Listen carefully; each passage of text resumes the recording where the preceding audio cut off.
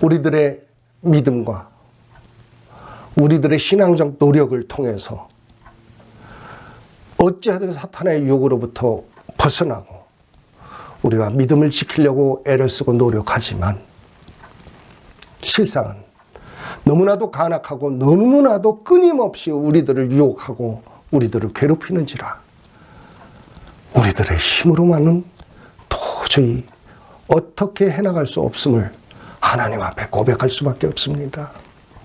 하나님, 믿음의 주에 온전케 하시는 예수 그리스도의 그 은혜의 믿음을 우리에게 주시옵소서. 변치 않는 믿음으로 세상을 이기고 승리할 수 있도록 하나님 우리들에게 큰 믿음 허락해 주시옵소서. 기도가 터져나갈 수밖에 없습니다. 여러분, 그리고 한 가지, 두 가지 적어 내려가는 것이 있습니다. 우리는 완전히 부패했으므로 우리 스스로 하나님 앞에 찾아갈 수 없다는 것입니다. 여러분, 기독교 5대 강요가 이렇게 시작됐는 줄로 믿습니다. 마틴 루터제 역시 마찬가지입니다. 기독교의 한편의 역사를 장식한 모든 그리스도의 제자들이 그와 같은 벽과 그와 같은 어려움 속에서 하나님의 은혜를 체험하고 그리고 그들은 새로운 믿음의 역사를 써내려가게 되었던 것입니다. 사랑하는 성도 여러분, 오늘도 우리는 그 하나님이 원하시고 바라시는 그 구원의 믿음, 그 큰 믿음을 하나님으로부터 소유해서 그 원하는 하나님의 뜻을 이루시는 여러분과 저가 되길 주님의 이름으로 축원드립니다. 4절의 말씀 봅니다. 무릇 하나님께로부터 난 자마다 세상을 이기느니라. 세상을 이기는 승리는 이것이니 우리의 믿음이니라. 아멘. 제가 말씀 이미 드렸기 때문에 건너가겠습니다. 예수께서 하나님의 아들이심을 믿는 자가 아니면 세상을 이기는 자가 누구냐 하고 묻습니다. 예수 그리스도의 순종의 본, 그 믿음은 하늘로부터 왔습니다. 하늘로부터 온 믿음, 그 믿음을 통해서만이 우리는 하늘나라에 갈 수 있는 귀한 힘과 능력을 제공받고 또 살아가게 될 줄로 믿습니다. 이제부터 중요한 말씀, 삼위일체의 본론적인 말씀 제가 말씀드리겠습니다. 6절, 이는 물과 피로 임하신 이시니 곧 예수 그리스도라. 예수 그리스도를 설명하면서 뭐라고 얘기했습니까? 물과 피다. 이렇게 설명하고 나타내고 있어요. 여기서 성경신학자들이 주로 이야기하고 있는 그 네 가지 큰 이야기들이 있습니다. 그거는 뭐냐면 십자가의 물과 피를 나타내고 있다, 이렇게 설명합니다. 다시 말해서 예수님께서 인류의 대속을 위해서 십자가에 달리셔서 물과 피를 다 쏟으셨죠. 그래서 완전한 죽음을 이루셨고 그 완전한 죽음 가운데서 하나님께서는 대속을 받아주셔서 우리들에게 구원의 은혜를 베풉니다. 두 번째로는 세례와 성찬을 꼽아서 이야기하는 신학자들도 있습니다. 세례는 왜? 제가 조금 전에 말씀드렸죠. 이 세상에 옛사람은 죽어지고 이제 새 사람으로 거듭나는 그런 모습으로 하나님 앞에 드려지는 귀한 우리가 예식인 걸로 믿습니다. 그렇기 때문에 이 하나님과의 언약, 약속 속에 하나님께서는 임재하시고 우리를 축복해 주시는 줄로 믿습니다. 그래서 그 물의 세례 의식을 나타내고 성찬을 나타낸다 그랬어요. 그래서 다시 말해서 그 성찬은 무엇을 얘기합니까? 성찬은 예수 그리스도의 살과 피를 마시는 거예요. 그죠? 그렇기 때문에 예수 그리스도의 죽으심을 우리가 그 성찬 의식을 통해서 항상 기념하면서 살아가게 됩니다. 여러분, 왜 이것을 기념합니까? 부활하려고요. 죽지 않고 부활하는 경우는 없다는 것입니다. 세 번째로 어떤 신학자들은 구약의 물은 정결을 의미하고 6절에 보면 이는 물과 피로 임하신 이니 곧 예수 그리스도라 이렇게 말씀하십니다. 거기에 네 가지 견해를 제가 말씀드리고 있습니다. 첫 번째는 십자가에서 흘리신 예수 그리스도의 물과 피, 완전한 죽음을 나타내고 있습니다. 두 번째로는 세례와 성찬이라고 어떤 신학자들은 설명하고 있습니다. 역시 동일하게 물세례는 옛사람은 죽어지고 물속에서 올라올 때 새 사람으로 거듭나는 그런 모습을 나타내고 있습니다. 성찬 역시 예수 그리스도의 죽음을 기념하는 모습으로서 살과 피를 대하는 예수 그리스도를 믿는 그리스도에게 상당히 중요한 의미로 기념을 하게 됩니다. 세 번째로는 물은 정결을 나타내고 구약시대 때 보면 정결을 나타내는 물로 그렇게 이해가 됐고 피는 희생을 의미한다. 물과 피는 그런 구약적인 사상 속에서 보면 정결과 희생을 의미하고 있다. 이렇게 설명합니다.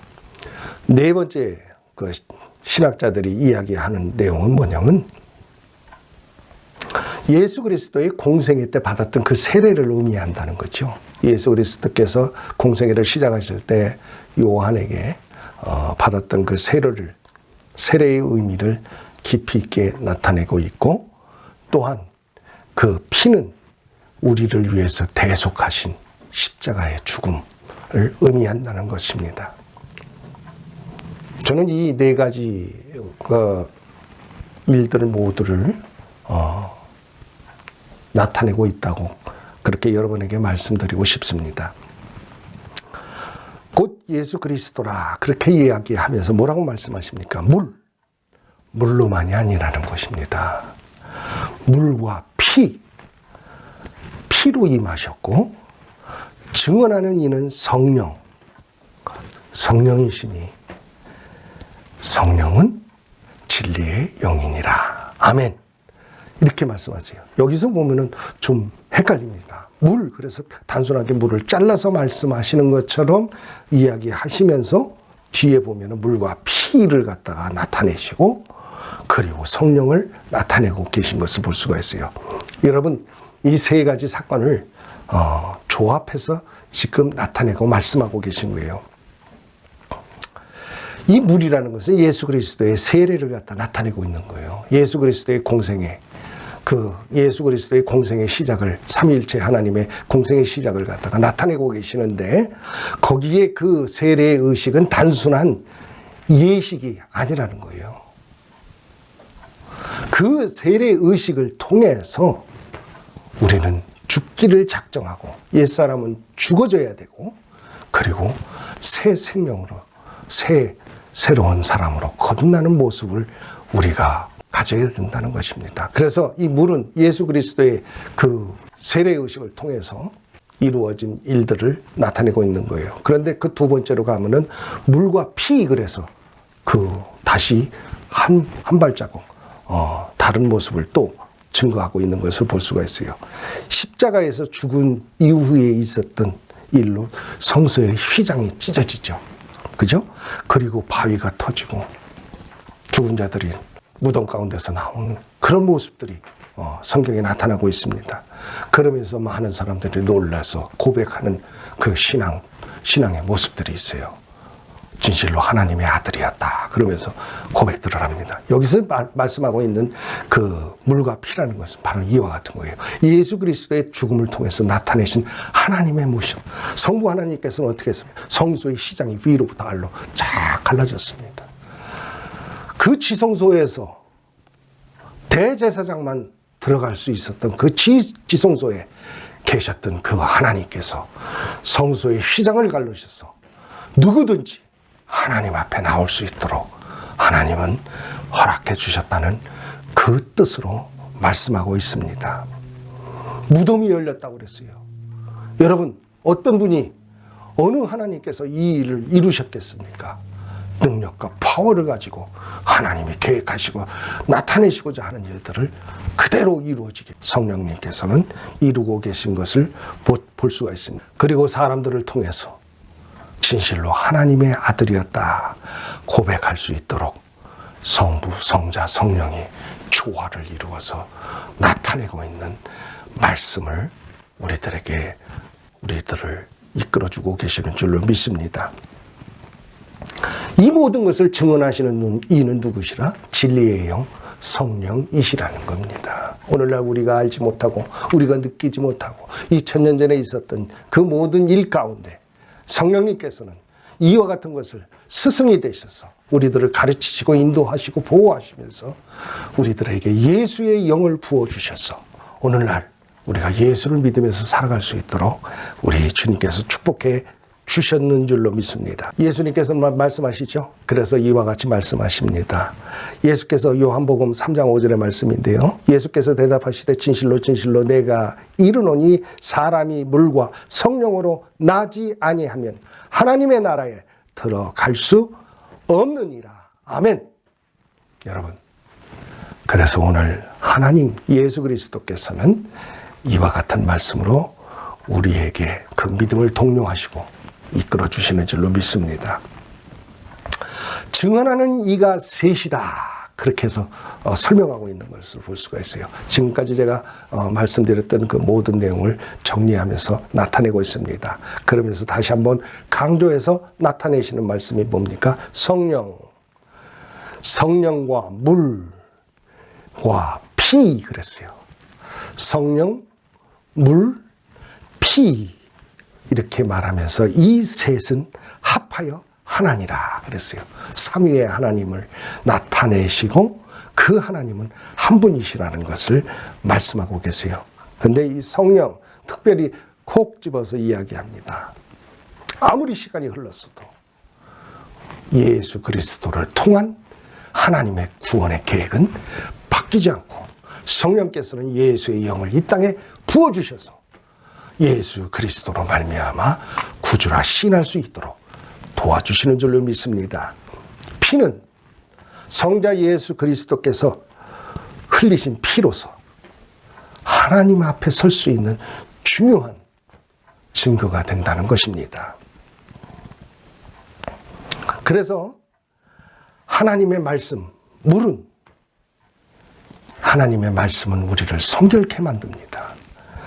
그래서 이 하나님의 말씀, 다시 말해서 예수 그리스도께서 하시는 그 모든 가라사대의 말씀들은 우리를 성결케 만들어서 우리 하나님 앞에 쓰는데 조금 더 부족함이 없는 성도로 삼아주시고 이끌어 주셨다는 것을 우리들에게 보여주십니다.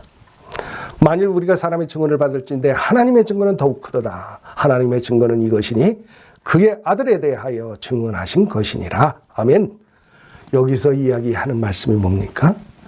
우리의 제자들의 증언들도 중요하죠. 그러나 그 사람들의 증언보다도 친히 하나님께서 하나님 자신을 나타내시고 보여주시고 인도하셔서 우리들로 하여금 느낄 수 있도록 그 역사 속에서 모든 것을 만드시고 이끌어 오셨습니다. 여러분, 그렇기 때문에 하나님이 나타내시고 보여주신 이 증거는 그 세상 누구도 거부할래야 거부할 수 없고 믿지 않을래야 믿지 않을 수 없는 그런 완벽한 사실 속에서 있다는 것을 우리들에게 나타나고 있는 줄로 믿습니다. 여러분, 성경에 보면 많은 나라가 있어요. 많은 사람들이 나와요. 거기에 증거하고 있는 게 뭡니까? 우리 하나님의 말씀이 그대로 이루어지고 있는 것을 증거하고 있는 거예요. 증명하고 있는 거예요. 여러분, 그 누구도 성경이 가짜라고 이야기하지 않지 않습니까?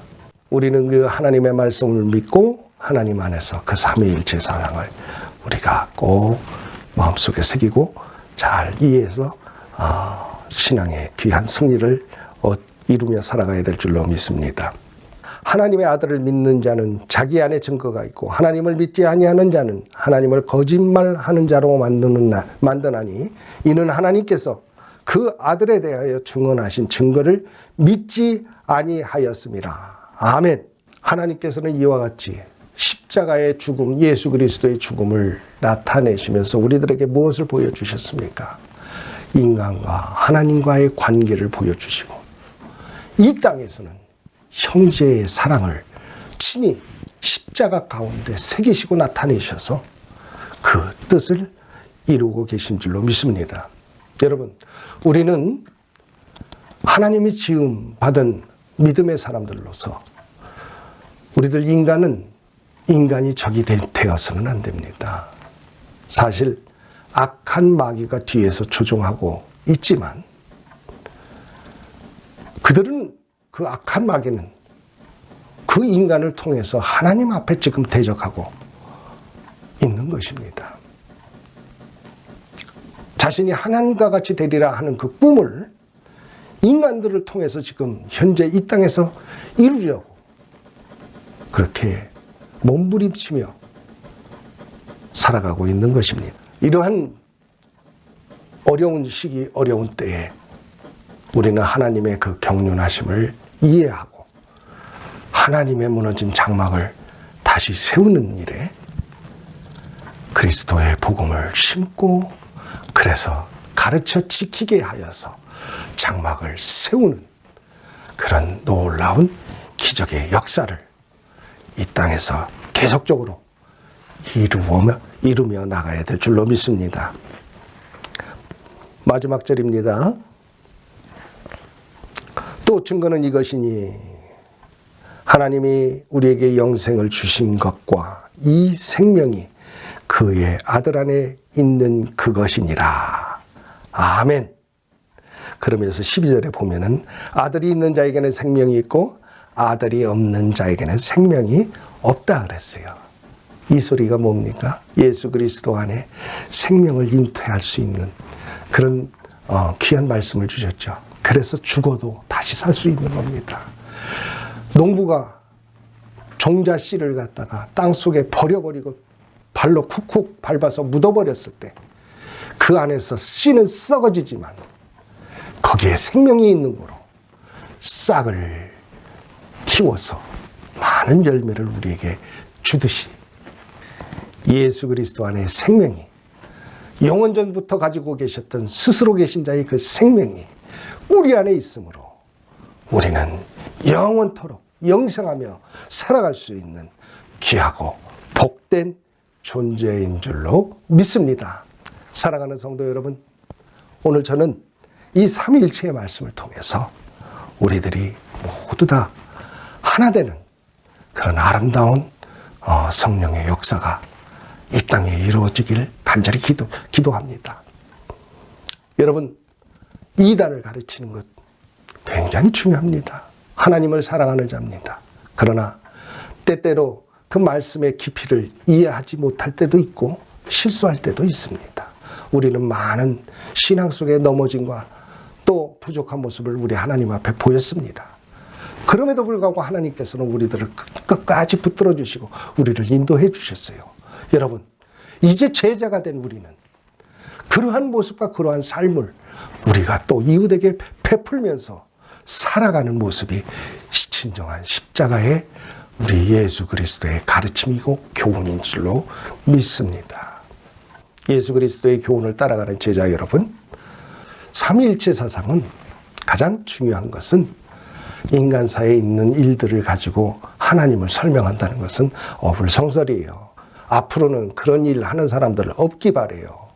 쉽게 설명한다고 막 그냥 이것저것 끼워다 붙여서 설명하고, 여러분, 그건 교만이에요. 유한한 존재가 무한하신 하나님을 쉽게 설명한다는 것은 말 자체에도 어폐가 있다는 것을 제가 말씀드리고 싶습니다.